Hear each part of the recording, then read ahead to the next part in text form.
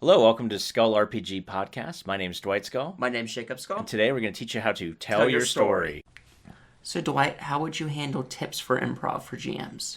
Yeah, so what I would do is, let's just define improv. Improv is not necessarily at the comedy club where you're always saying yes and as opposed to no and but. Improv is not just letting your players walk all over your story and doing whatever they want. There are rules for a reason in your RPG, and then there's also kind of a storyline you're trying to do. But what improv is when your players make something like maybe a crazy choice or a way that you didn't think they were going to do it, it doesn't mean that you automatically shut it down. So let's think of some examples really quick. So one thing you never want to do is create a railroad, which is pretty much like I get stuck on the tracks and I can do nothing to deviate off of the tracks. And so there was a great Knights of the Dinner Table, which was kind of hilarious, where the GM got tired of all their little antics, so he created a path that was literally almost a straight line to a castle, and he had everything ready for the castle. But he was so tired of them going off the beaten track that he just basically literally made it infinite force every which way direction and then in a single path right to the castle. And of course, the players decide to just start cutting down trees and making their own path because that's just how that's exactly why it was funny. So basically he created a railroad. The players knew it. They decided to improv and improvise themselves, meaning we're not going to follow this path. So in this case, what could have easily happened is, as they're cutting through the forest for 6 hours, they end up coming out at the castle because you don't have to be married to your map. Your map can change. So the DM's map of showing their destination in 4 miles straight line to a castle, and they went left as opposed to straight, could just mean the castle now has been moved, and oh, good, thank God you found this ruined castle that no one has seen in forever and a day, which allows you to play your adventure. Or, oh hey, you guys accidentally went back and you guys ended up at the castle because when you thought you kept going straight, that deviated. Or magic brought you back to the castle when you were hacking through the trees. Oh, yeah, There's many ways to make that castle reappear. Well, they were trying to get to the castle to begin with. But yeah, I mean, having the castle reappear feels very, again, railroadish to me. But the concept of, I have this map, and if you follow the path, you'll lead yourselves to the castle. That's where the real adventure is. And to decide, I'm not going to follow this path. We're going to cut our own trail. Fine. Just have it lead to the castle. Do like 6 random encounters in the forest, and then eventually they find themselves at this castle, make it a little bit more ruined than the one you were going to run, and be done with it, and you're fine. That's one way to do improv, is where you can just loop them back to where you need to go. Another way you can do it is if the players, again, want to do something that you didn't expect, which is pretty much like all the time, like we're going to talk with the dragon instead of kill it.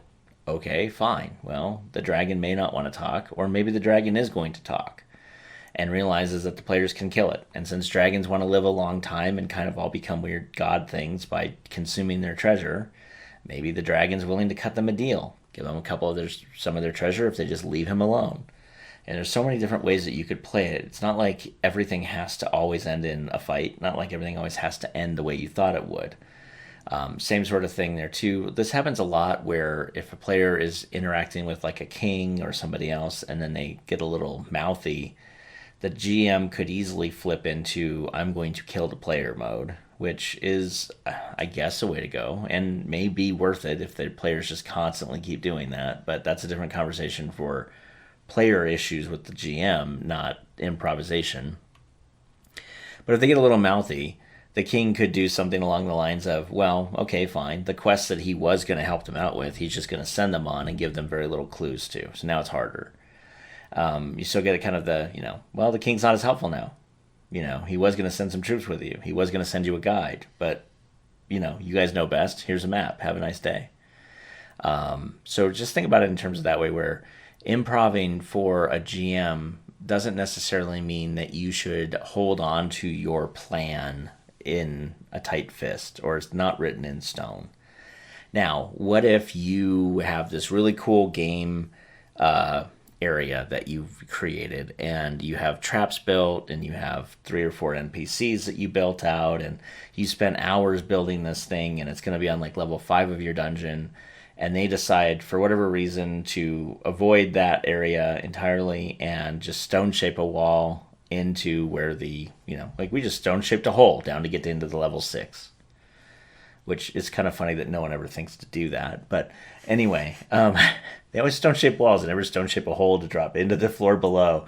But anyway, let's just say that your players are really smart and they decide, screw this, I'm just going to drop a hole in I'm just going to stone shape down until we find something.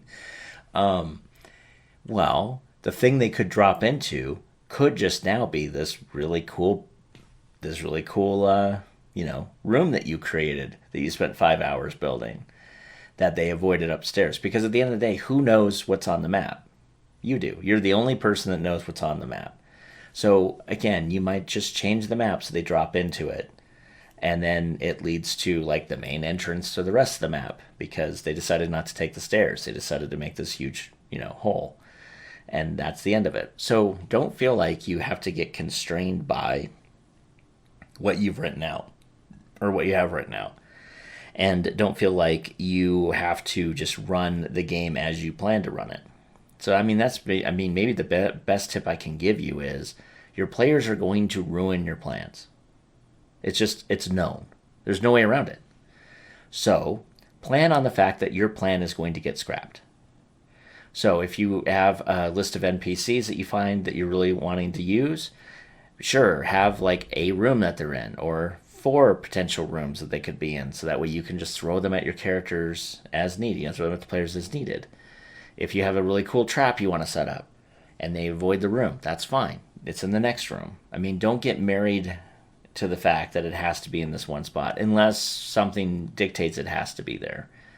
And in that case, then you maybe move the entire room into the next spot, right? Because of what's going on. So that's really my advice in general is how do you handle what's happening with the players? Well, there's your plans and then there's reality. And the two will never line up.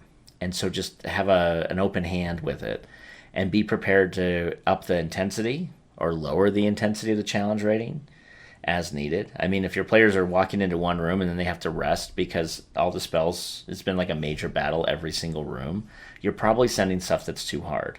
But if your players have walked through 5 rooms in a row and no one has gotten really even touched, no one's maybe one person has 6 points of damage, your rooms aren't hard enough. You need to add more things into them. And we'll talk about that and doing that with pre-mades tomorrow.